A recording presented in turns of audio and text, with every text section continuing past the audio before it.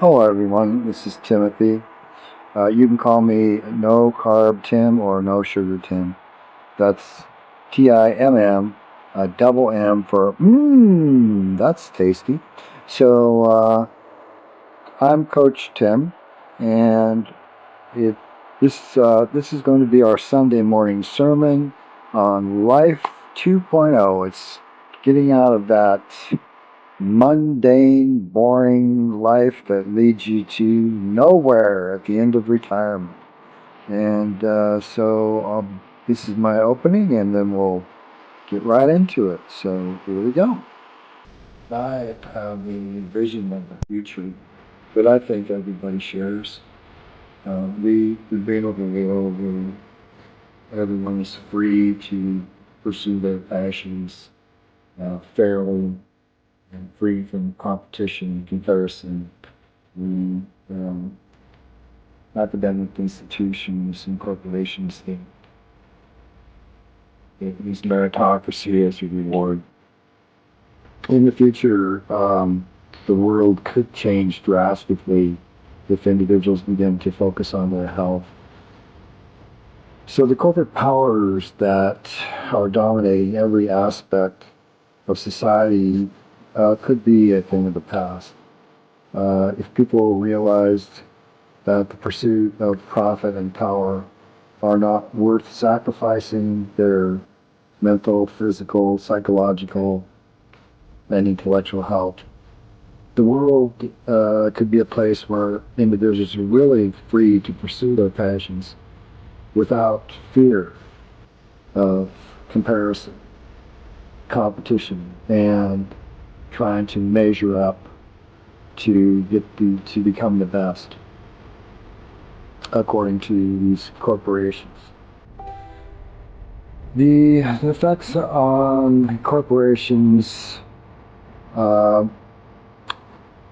in the past, where people are constantly under pressure to perform and succeed, which ultimately lead to anxiety, depression, and being stressed. Uh, in the future, people, when they're free to pursue their passions without any external pressures from these corporate powers, um, will lead to, we believe, a significant decrease in mental health disorders, and people would more likely be much more content and happy. The impact that corporate powers have on physical health currently um, is pretty bad because corporations have little regard for the health and safety of their employees because they're only interested in making profits, which that leads to chronic illnesses and injuries because people are sacrificing their health to work for these corporations and make a few dollars or to climb that social ladder. In the future, people would be free to prioritize their health and well-being. And Jen and I believe that um, if you are prioritizing your health and well-being, that is one of the best things you can do. We're focused on first the individual and helping the individuals pursue their passions, prioritize their health and well-being, and then to create good relationships. Uh, we have no desire to spend our lives working for corporations anymore. Um, if we can get enough people doing this, we can change the environment and move the world towards a system of biochar farming that eliminates the need for fertilizers, pesticides, herbicides, all the chemicals that are destroying the soils, all the problems that are associated with monocropping, because our agricultural system is currently broken. And that would lead to, the biochar farming would lead to healthy food, clean water, and ultimately lead to a better better facilities so that people could, pursue their passions for physical health, education, training, and then to practice so that they could develop routines that kept them healthy. Of course, the psychological impact now that corporations have, where people are constantly striving for success and recognition, ultimately lead to a culture of comparison and competition throughout the world. This has led to a decrease in self-esteem and confidence, and you really need to have good self-esteem if you're going to have confidence. And that really comes from not only being able to be free to pursue your passions without fear of judgment, but it also requires that people focus on their integrity, which is being principle centered. And of course, that's what the book, The Seven Habits of Highly Effective People, talks about right at the beginning. Become a principle centered individual, develop good moral standards, don't lie, don't cheat, don't steal.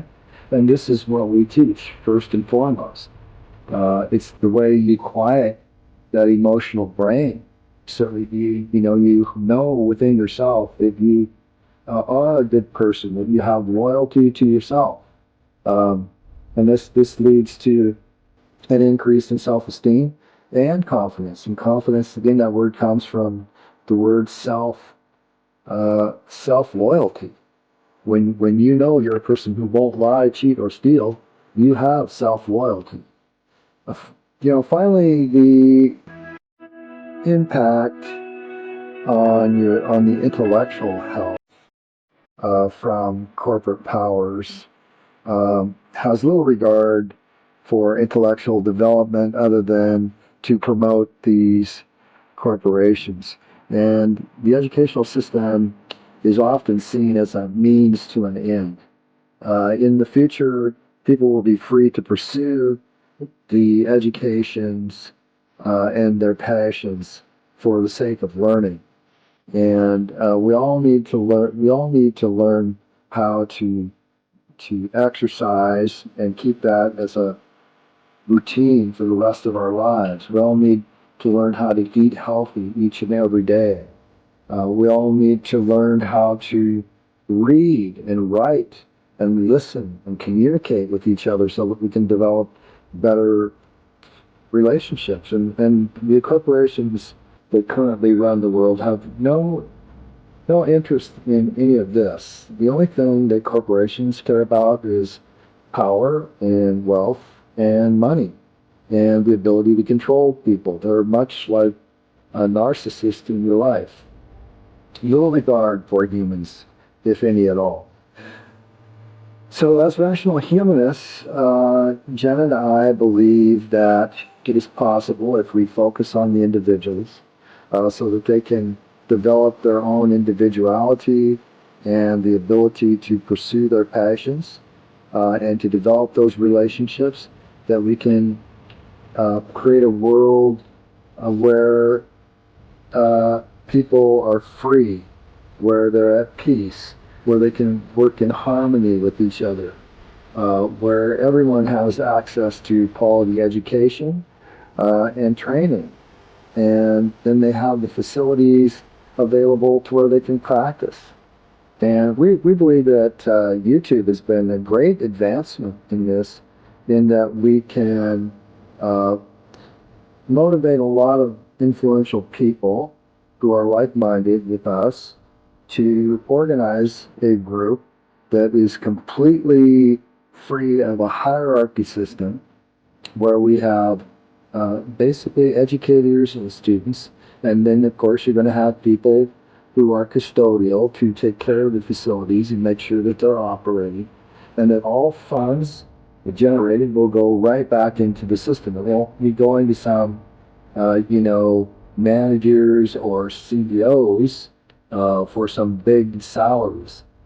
People who will be managing will be part of the system, and they'll be paid a more than fair wage that is currently unavailable now. But there will be no hierarchy. It's all going to be based on following moral standards and good business principles, good business morals and good business principles that will allow the facilities to become self-sufficient and promote uh, health and well-being to all individuals who participate. If all of these changes are made, individuals will have a better vision for the future. Uh, Everyone will be afforded an equal opportunity to thrive and to pursue their passions fairly.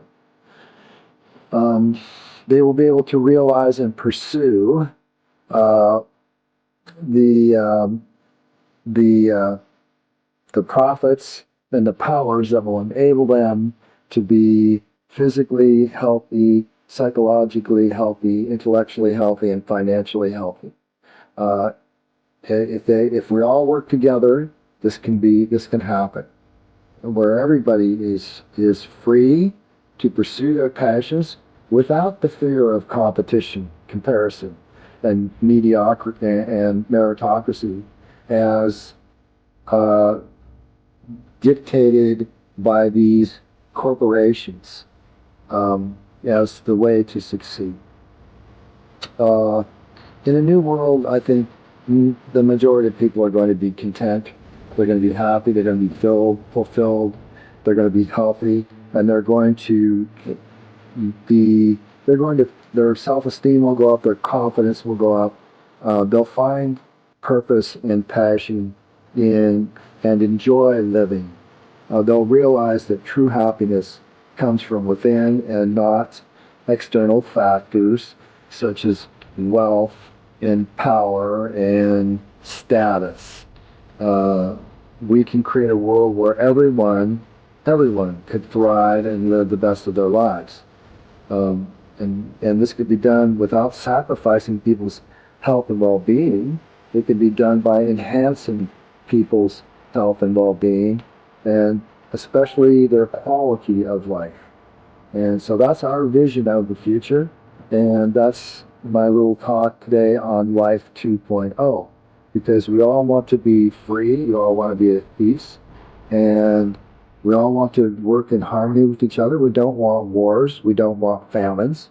We want to cure the healthcare crisis of, heart disease that kills the majority of people on this planet, of cancers, which is the second biggest killer of people on this planet, and diabetes, which is number three killer of people on this planet. We're talking about preventative medication 3.0. That can be done if we work together in a spirit of harmony and unity, and we don't need corporations for that.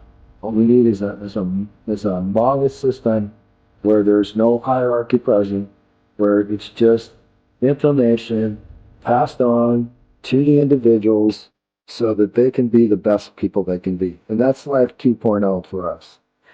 Whereas currently we're living Life 1.0, which is, it's not bad. It's way better than it used to be.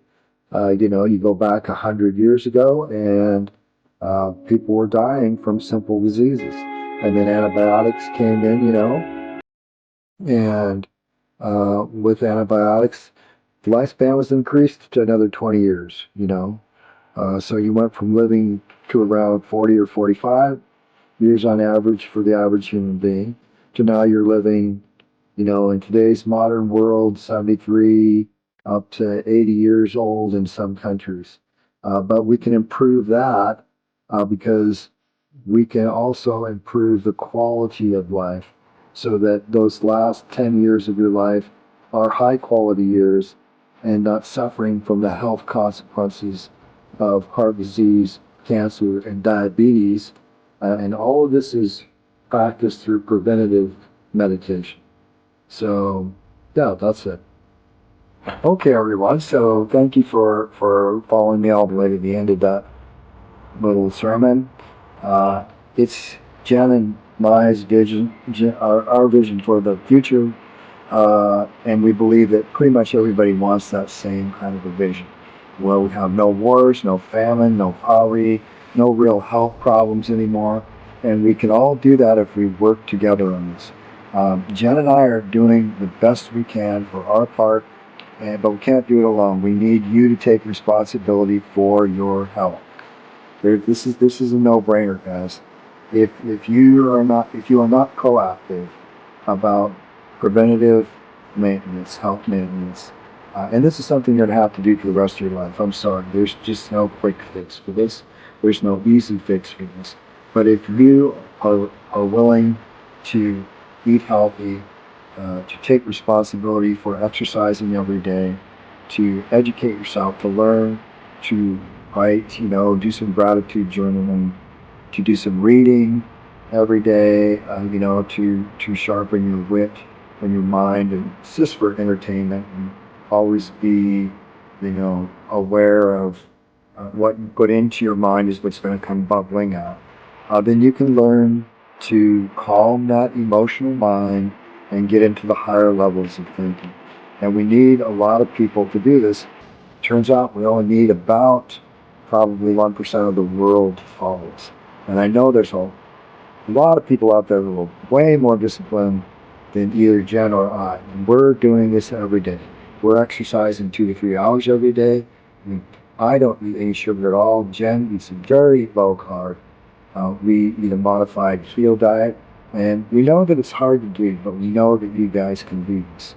So please, this was our sermon for this Sunday, January the 12th, I believe it is. And we're going to have some upcoming sermons, of course. And so stay tuned stay tuned for our love story on the 19th. That's going to be pretty good. Yeah. Thank you for listening. Please like and subscribe. And namaste.